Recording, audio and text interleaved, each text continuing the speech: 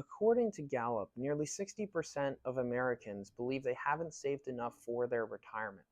I'm Frankie Guida, and today we're going to talk a little bit about how to save money for your retirement and do you have enough money saved so that you can have the income that you need over the course of your retirement.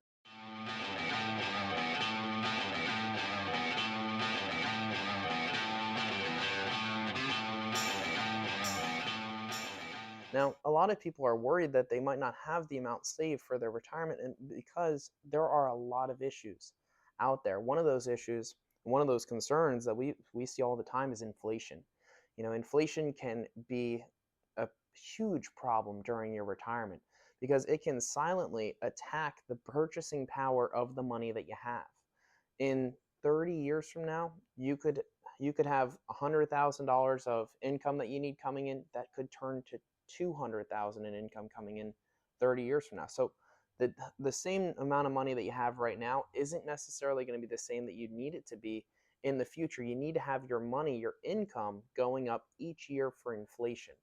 And if it's going up, then you're able to have the same purchasing power as you have right now. So that's one of the big concerns is inflation. Another big concern is taxes. If you don't have a plan in place for taxes, you could be paying a lot of tax dollars in your retirement through something called required minimum distributions. If you have money in pre-tax IRAs or pre-tax 401ks, you could get hit with the tax bill in your retirement that you don't want to have to pay, but you're stuck with it because you didn't do any prior planning. This is something that we look to try to work proactively to try to solve some of these problems to make sure that you have the income that you need. You're able to adjust that money for inflation. You're able to minimize some of those tax burdens over the course of your retirement. Now, do you have enough money saved? That's a great question, but it's not such a simple answer. There's a lot of things that go into finding out, do you have enough money saved for retirement? The first thing is, what is the tax status of the monies that you have?